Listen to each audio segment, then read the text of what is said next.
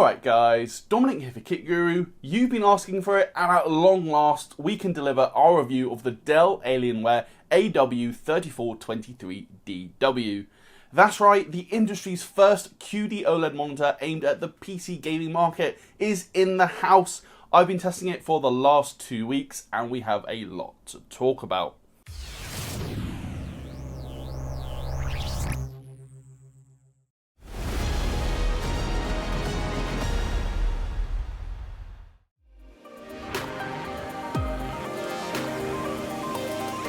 If you've been living under a rock, the AW3423DW is a 34-inch 3440 by 1440 ultra-wide gaming monitor using a Samsung QD-OLED display with a 175Hz refresh rate. The OLED panel promises near instant response times and a real HDR experience, so today we're going to find out if this monitor can live up to the hype. Starting things off then with a look at the design of the Alienware AW3423DW, I'd say the overall aesthetic is in keeping with other Alienware monitors we've seen over the past year. Starting at the front, we find a sleek bezel-less design with a bottom chin that measures about 15mm thick.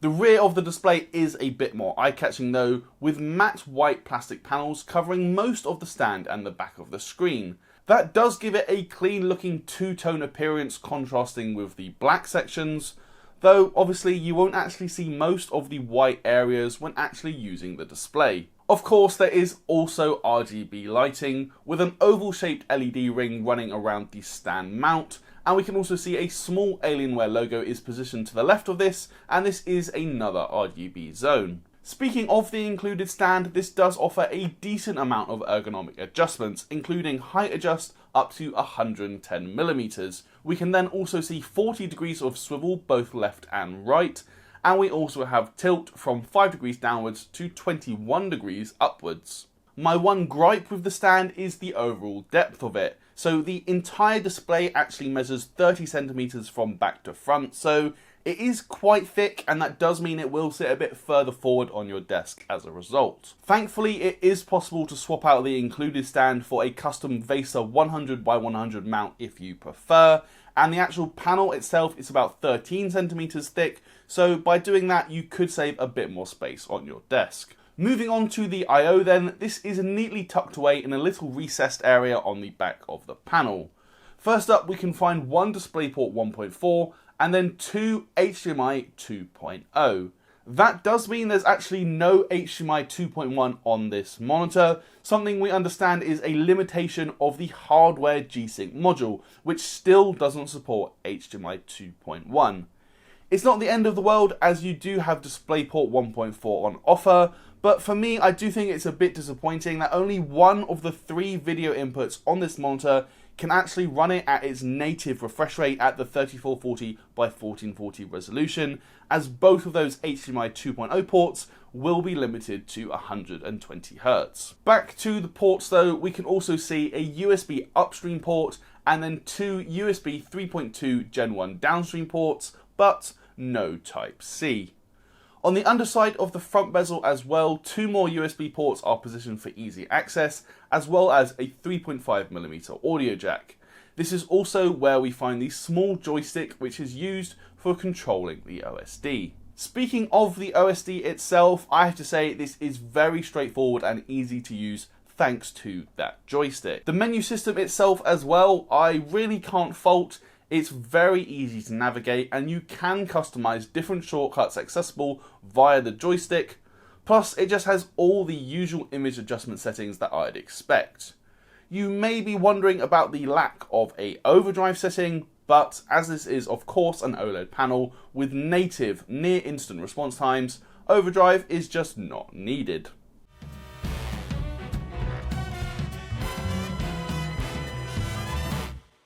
That is basically it for the design of the monitor then, and it's usually this part in the video where we go on to talk about panel performance. We are of course going to touch on that shortly, but first I do just need to discuss a few quirks of the AW3423DW. These are things that we wouldn't necessarily talk about in every single monitor review, but they are fairly important in context of this one, so let's get started. The first thing to discuss then is the semi-glossy coating. Unlike OLED TVs, which typically use fully gloss coatings, Alienware has actually opted for a compromise between fully matte and fully glossy. Now, I personally do still think this does a good job at minimizing reflections, but you will still see a few, and this can have an impact on the perceived black levels. Basically, depending on the ambient lighting and your light sources, blacks can look a bit more washed out as the panel does absorb some light instead of reflecting it all as per a fully glossy coating. In all honesty though, I have to say I'm really not that bothered about this feature, as for me, a lot of it is just going to be very specific down to where the monitor is positioned in your environment and how your light sources are set up. For me, I had no issues with it in my specific setup, and I generally just keep the blinds closed when I'm using the monitor. Of course, you will also still get better black levels and a better contrast ratio with this OLED screen than an LCD anyway, so for me, I don't think the semi-glossy coating is a problem at all. The second quirk to discuss then is going to be the sub-pixel layout. And while this does still use an RGB layout, it's in a regular triangular shape with the green pixel at the top. This does cause fringing around text, which I've done my best to show you on screen now. But again, I have to be honest, I really didn't notice this much at all. If I move in close and get a good look at the screen, then yep, I can see the fringing around text. From a normal viewing distance though, it really didn't bother me at all. I'd even go as far to say that if I didn't already know this was an issue with this particular screen, I'm not convinced I would have actually noticed it without already knowing. So for me, it's really not a problem. Some people may be more susceptible to noticing the fringing, but I can only go on my experience and I can't say it bothered me at all. The same can also be said for the active fan, which I could only really hear when I put my ear within a few inches of the display. Now, admittedly, I do live in London on a fairly busy main road, but even late at night when just browsing the web, I really struggle to hear the fan, and certainly not while gaming, using either a headset or speakers. In my opinion, the most noticeable annoyance of the AW3423DW is actually the pixel shift feature, which is designed to stop burning. Basically, there's actually a small excess of pixels around the edge of the display, and every hour or two, the whole image will shift over a little bit to the left or a little bit to the right. Now, this does mean that the actual active pixels aren't necessarily centered within the display, as you can see a small little border on the inside of the bezel of the pixels which have been turned off. Again, I wouldn't say this was a big deal, and if it does help to prevent burn-in, I am all for it. I just personally found it a bit distracting when using the web or general office tasks, although for gaming, I can't say I noticed it. There are other burn-in prevention measures as well, including a pixel refresh option, which you can set up to run automatically every few hours when you turn off the display. And there's also the longer panel refresh option, but this is the one you don't want to do too often. Overall though, for burn-in, it's just really hard to say if this is going to be a problem or not, as this monitor has only been on the market for a few months. Alienware does provide a 3-year warranty, and that does include burn-in, but it's still too early to say. Time to move on though and talk about what it's actually like to use this display on a day-to-day basis, and we'll start off with our SpyderX colorimeter testing. As the Alienware AW3423DW uses a QD-OLED panel, where a quantum dot layer converts the panel's blue light into red and green, we can find a very wide colour gamut on offer. That includes 100% sRGB, 95% Adobe RGB, and 99% DCI P3 coverage, so it's not a bad start at all. Overall brightness as well is not bad. For an LCD display, we'd probably be a little bit disappointed, but as OLED screens go, this is very usable, with a peak brightness of 243.8 nits. It also gets impressively dim at just 23 nits when set to 0% brightness in the OSD. The contrast figures you can see in this test as well, just go ahead and ignore. The AW3423DW does use an OLED panel, so its pixels can switch off to display true black, giving an effective infinite contrast ratio. The numbers shown here really just indicate the limitations of the SpyderX hardware and software. Colour accuracy is also decent out of the box. It may not be the absolute best we've ever seen, but with an average delta E of 1.18 and a maximum of 2.92, it is still impressive.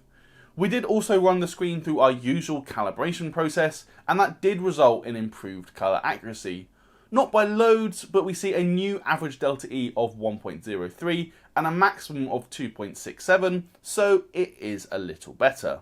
Response time testing is going to be a key focus of our review today, where we use the open source response time tool as developed by Tech Team GB. So being an OLED panel with native near instant response times, that does mean there are no different overdrive modes to choose from, but we do test the screen across the range of refresh rates. As we can see then, grey to grey response times are top class across the board. Now, like I said, we would expect this from an OLED display, but this is actually the first OLED monitor I've ever tested with OSRTT, so it is still very cool to see all of those transitions in the sub 1 millisecond range, with only a few exceeding the 1 millisecond mark.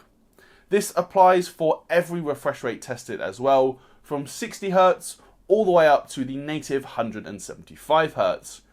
You will of course still get better motion clarity at the higher refresh rates, but in terms of the sheer response times, this is the best we've ever seen. The one area that may raise an eyebrow or two is in terms of overshoot, and you can see this on the top row of the overshoot heat map, where the transitions from RGB 0 to RGB 51, 102, 153 and 204 all produce a fair degree of overshoot.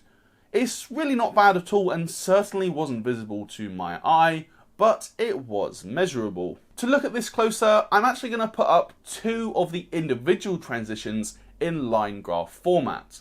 The first is going to be the transition from RGB 0 to RGB 102, which you can see now, and the second is going to show the transition from RGB 0 to RGB 153. In both cases, we can see the light level shifting up from RGB 0, which is a black screen, and it almost immediately transitions up to hit its target. On the first frame, however, there is a clear spike as the monitor overshoots its target before it settles perfectly at its target colour by the next refresh. We can contrast that with this new graph here, and this is showing the transition from RGB 102 to RGB 255. This transition displays no overshoot as the monitor hits its target perfectly the first time around, and it stays there for the subsequent screen refreshes. From what I can work out, we actually only see this overshoot behaviour from transitions that start at RGB 0, which would be a fully black shade. This appears to be because for an OLED screen to display a black shade, the individual pixels themselves have to turn off. So in order to turn them back on again and transition to a new target colour, a small jolt of power is given to the panel, and that does result in the overshoot we can see on the first frame. However, the monitor then does correct itself for the next frame. Shout out as well to Nada from Tech Testers, who first brought this to my attention via this Twitter thread here. Like I said, it's really not a problem, I don't think. It's certainly not visible to my eye. I just think it's an interesting aspect of testing an OLED monitor, which doesn't apply to different LCD screens we've tested due to the difference in panel technology. As for what all of that means then for real world gaming, I am not exaggerating when I say I probably had the best gaming experience of my life using the AW3423DW. It is without a doubt the clearest gaming monitor I've used in terms of motion clarity, especially when you're pushing the frame rate to 120 FPS and above, which actually doesn't require an outrageous amount of GPU power at this resolution. If you are playing at 60 FPS or even lower, then you will experience a bit of motion blur due to the way OLEDs hold an image for the entire refresh window. But for me, fast-paced Call of Duty and Forza Horizon 5 at over 120 FPS really was a next level gaming experience from a gaming monitor.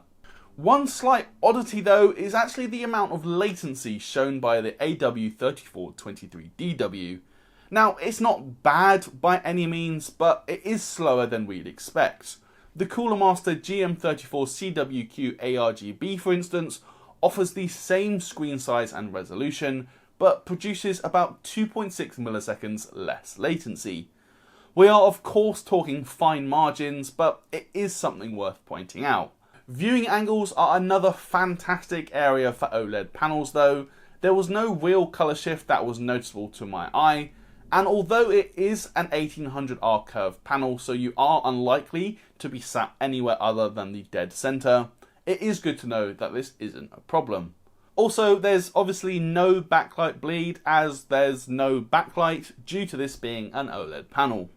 That brings us on then to talk about HDR, which is easily one of the best aspects to using an OLED screen, and that certainly applies for the AW3423DW. The first thing to know is that there are two different HDR modes in the menu, a HDR 400 True Black setting and a HDR Peak 1000 setting. If you're wondering about that, the main reason you'd want to use the 400 True Black setting is that it has a much less aggressive auto brightness limiter, or ABL. The HDR 1000 mode, for instance, noticeably dims the screen depending on the size of the highlight area, as you can see here.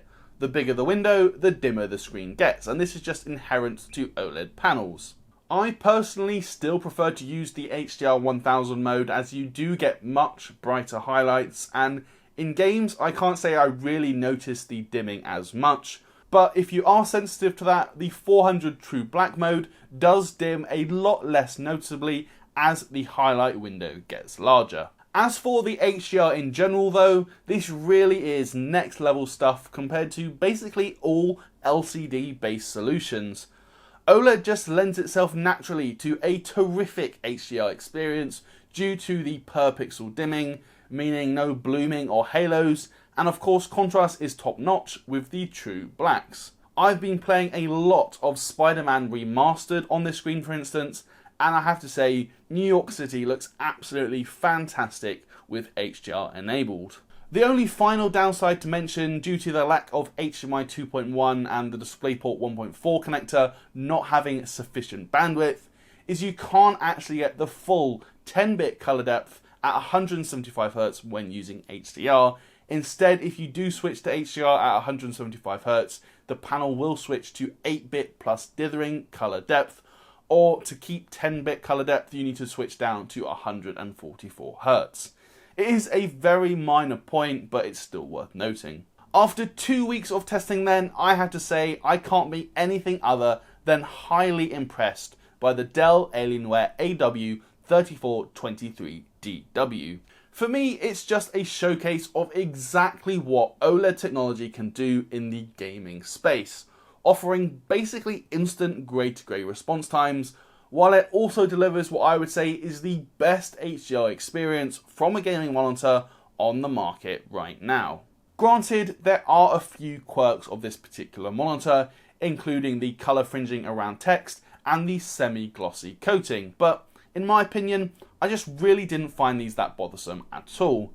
In actual fact, my biggest gripe with this monitor is the lack of HDMI 2.1, as I personally find it a bit disappointing that only one of the 3 video connectors can actually run the panel at its native resolution and native refresh rate, as the HDMI 2.0 ports are limited to 120Hz. Even with that in mind though, if you are a PC enthusiast, for me, the Alienware AW3423DW is just a terrific choice, and it can really do things that no other monitor on the market can do, and certainly not in this screen size and form factor. I do use the words PC enthusiast there specifically, as at £1,099, this monitor is certainly not cheap. That being said though, I don't actually think the pricing is unreasonable, as it is the first of its kind, and considering the likes of the Asus ROG PG32 UQX actually hit the market at close to £3,000, what you get from this Dell Alienware is, in my opinion, significantly more impressive. Anyway guys, that is going to do it for this video. So if you liked it, please toss me a thumbs up. And as always, I want to hear from you. Let me know your thoughts on this screen down in the comments below. You can also subscribe if you haven't already and ding that notification bell so you won't miss any of our uploads. And why not come chat with us on our Discord server, which is linked in the description below. While you're there, you can also find a link to our merch store. And if you're feeling particularly generous, you could even consider backing us on Patreon. That is it for this one though guys. I'm Dominic, Full Kit Guru, and I'll see you in the next video.